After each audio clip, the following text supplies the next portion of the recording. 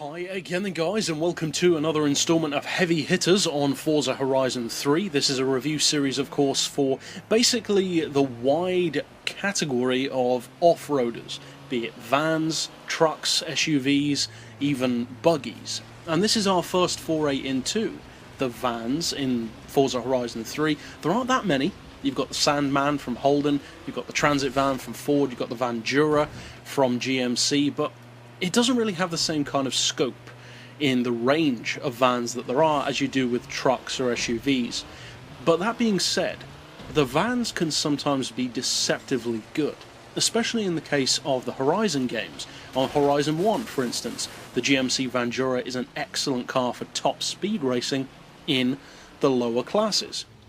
Perhaps surprisingly, but that was the case. So, could that happen for the Transit? Could something like that still be the case?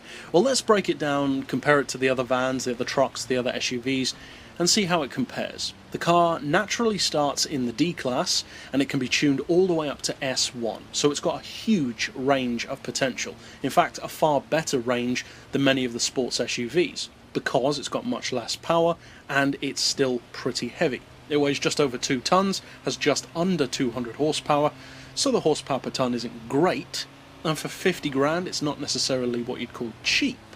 But when you tune up this van, it's pretty quick, to say the least. It can do around 225 miles per hour in peak form, and the acceleration, especially with all-wheel drive, is very strong.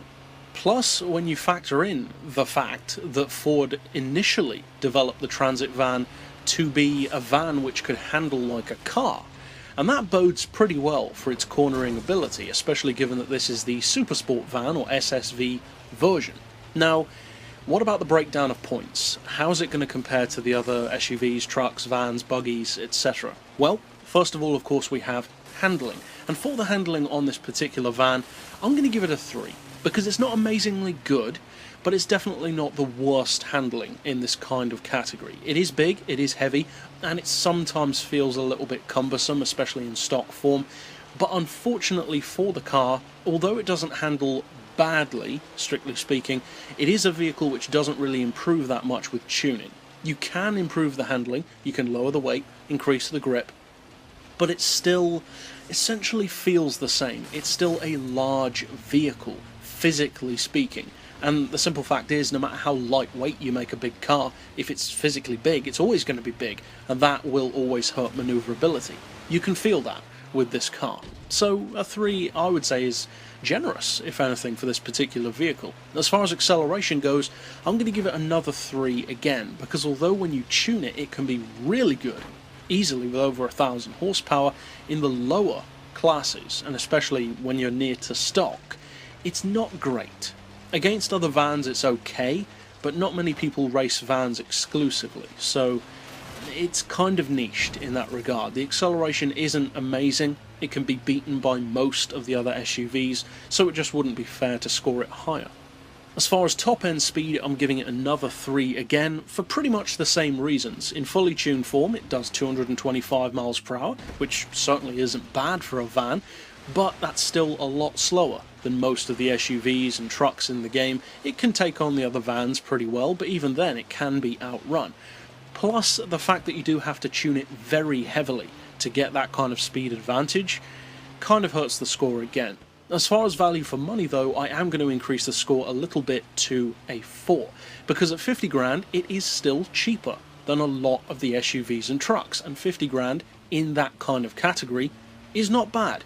I would say it's too much for this vehicle, but the simple fact that it is cheaper than its rivals does give it an advantage.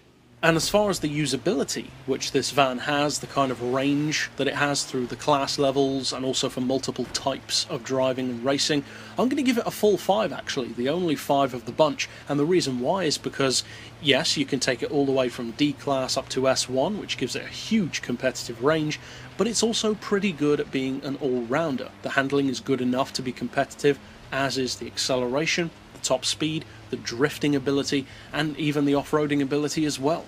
But overall that means that as a tabulation of those 5 scores, I'm giving the Transit van a 72. But that's it for this pick overall. I'll see you guys next time, and as always, thanks for watching.